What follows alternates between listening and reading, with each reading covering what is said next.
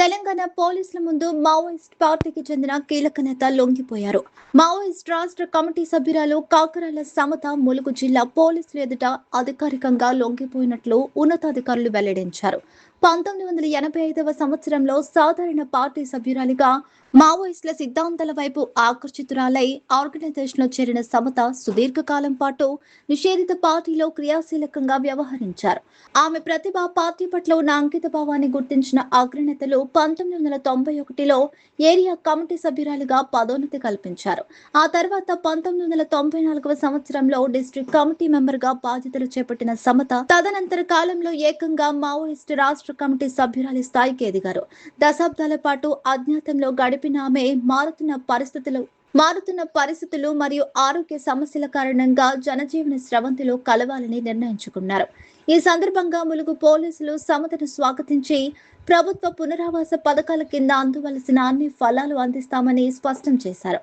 ఈ లొంగుబాటు Maoist recruitment కు తీవ్ర విఘాతం కలిగిస్తుందని భావిస్తున్నారు.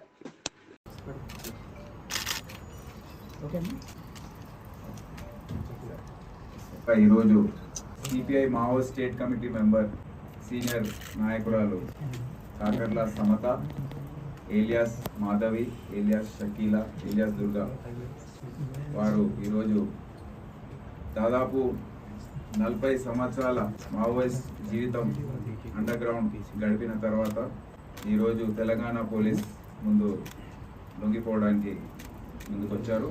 వారి కుటుంబ సభ్యులందరూ కూడా ఈ మావోయిస్ట్ భావాజాలం దానికి కట్టుబడి ఉన్నారు.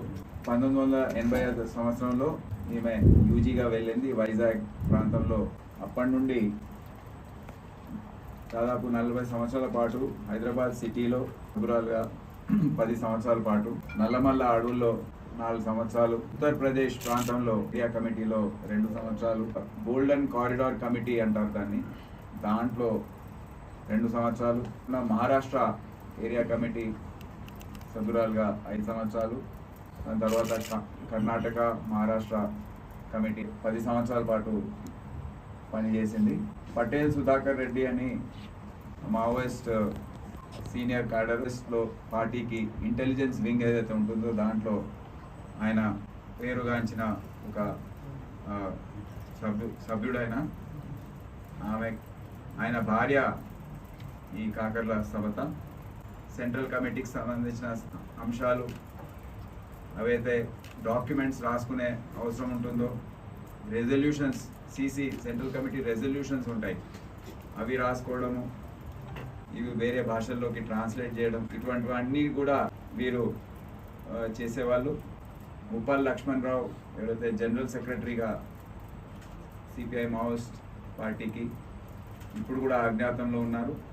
వారి భార్య ఇద్దరు సరెండర్ అయిపోవాలని తెలంగాణ పోలీస్ ఏదైతే మానవ దృక్పథంతో వ్యవహరిస్తుందో, సరెండర్ అయిన మావోయిస్టుల పట్ల, సీనియర్ నాయకత్వం పట్ల ఏ విధంగా అయితే రీహాబిలిటేషన్, ఆర్థికంగా సహాయం, సామాజికంగా సహాయం ఇవన్నీ అందిస్తుందో, ఒక ఎంకరేజింగ్ మోడ్లో ప్రోత్సహించే విధంగా రాష్ట్ర ప్రభుత్వం వ్యవహరిస్తుందో, ఈరోజు కూడా ముఖ్యమంత్రి గారు హామీ ఇచ్చిన మేరకు ఆరోగ్య రక్షణ కార్డులు కూడా అందరికీ వారి అంటే ఫ్రీ మెడికల్ ట్రీట్మెంట్ కోసం దానికో జియో జారీ చేసి ఈ కార్డులు ఈరోజు పంచడం జరిగింది. పూర్తి స్థాయిలో వీరు సమాజంలో ఏకమై జీవించాలని తెలంగాణ రాష్ట్ర పాలసీ, ఈ పునరావాసం పాలసీ ఏదైతే ఉందో దాని ముఖ్యమైన ఉద్దేశం అని మీ అందరికీ తెలియజేస్తాను. Thank you.